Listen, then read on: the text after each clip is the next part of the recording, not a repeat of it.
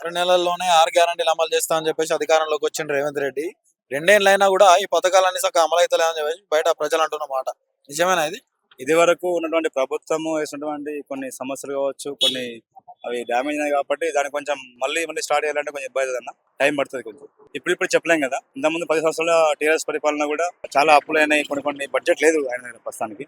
మనం యాక్చువల్లీ మన దగ్గర బడ్జెట్ ఉండే కదా పనిచేస్తుంది, అది ఎవరికైనా వర్తిస్తుంది. కామన్ మ్యాన్ కూడా డబ్బులు ఉండనే కొనుక్కోగలడు కాబట్టి, ప్రభుత్వం దగ్గర డబ్బులు లేవు కాబట్టి ఆ బడ్జెట్ పరంగానే ముందుకెళ్తా ఉన్నాడు. అంటే యువతకు ఉద్యోగ అవకాశాలు లేవు, నోటిఫికేషన్లు వేస్తలేడు రేవంత్ రెడ్డి. గతంలో ఉన్న నోటిఫికేషన్లనే ఇట్లా అమలు పత్రాలు ఇచ్చారు అని చెప్పేసి మాట్లాడుతారు. మరి దీనికి ఏం చెప్తారు? ఉద్యోగ పరంగా అయితే యువతకి ఎలాంటి ఇప్పటికీ యువతకి ఏ విధంగా కూడా ఏం జరగలేదు. నోటిఫికేషన్ రాలేదు, డిఎస్సి నోటిఫికేషన్ రాలేదు, అంతకుముందు ప్రభుత్వం చేయలేదు, ఇప్పుడు కూడా ఎలాంటిది రాలేదు ఇప్పటికైతే. ఏం చేస్తావు నువ్వు? నేను టీచింగ్ చేస్తాను, ప్రైవేట్. ఎట్లా ఉన్నా మరి జీతాలు సరిగా పడుతున్నాయా? లేదు, ప్రైవేట్ చేస్తాను. ప్రైవేట్ గా చేస్తారా? అంతకుముందు 10 సంవత్సరాల పరిపాలన డిఎస్సికి నాకు ఎలాంటి ఛాయిస్ రాలేదు.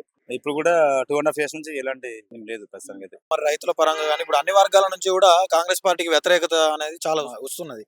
దీనికి ఏం చెప్తారు? రైతుల పరంగా అయితే ఇప్పటికైతే యూరియా పరంగా బాగా ఇబ్బంది ఉంది. ఇంత ముందుగా మనం చూసాం 10 years లో మా టీఆర్ఎస్ ప్రభుత్వంలో చెప్పులు పెట్టి కూడా చేశారు అంత ముందు. కాకపోతే చెప్పులు లేకుండా డైరెక్ట్ గా ఫోన్ చేస్తేనే ఆటో వేసుకొని పోయి అది చేశారు, అది కూడా నేను మెచ్చుకుంటాను. ఇప్పుడైతే కొంచెం రైతులకు ఇబ్బంది ఉంది, ఎందుకంటే రైతులకి మెయిన్ మనం యూరియా అయితే ఇంపార్టెంట్ గా ఇవ్వాలి. మనం చూసినట్లయితే ఇంత ముందు జరగలేదు, చాలా వరకు ఇబ్బంది అయింది. కాబట్టి ఆ విధంగా కొంచెం రైతులను చూసుకుంటే బాగుంటుందని నా ఆలోచన. అంటే ఇప్పుడు యువత రోడ్ల మీదకి వస్తున్నారు, రైతులు రోడ్ల మీదకి వస్తున్నారు, ఆటో డ్రైవర్లు రోడ్ల మీదకి వస్తున్నారు.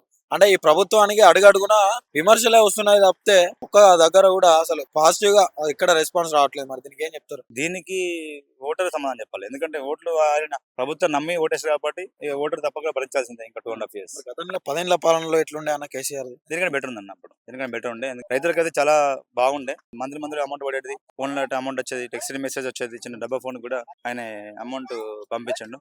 ఇప్పుడు ఏ విధంగా కూడా బడ్జెట్ లేదు కాబట్టి పరిపాలన అంత మాత్రాన ఉంది. చూడాలి ఇంకా ముంగట. అవగాహన లేదు కాబట్టి ఆయన అభివృద్ధి చేయలేకపోతున్నాడని చెప్పుకోవచ్చు అన్న. అవగాహన ప్రధాన అంశం, ఎందుకంటే ఆయనకు స్టేట్ ఏ విధంగా రూల్ చేయాలనేది కొంచెం అడ్మినిస్ట్రేషన్ ప్రాబ్లం అని నా ఆలోచన. ప్రధానంగా ఇప్పుడు ఏదైనా మీరు చెప్పాలనుకోవాలంటే రేవంత్ రెడ్డి గారికి ఏం చెప్తారు? 100% రైతులను ఆదుకోవాలి.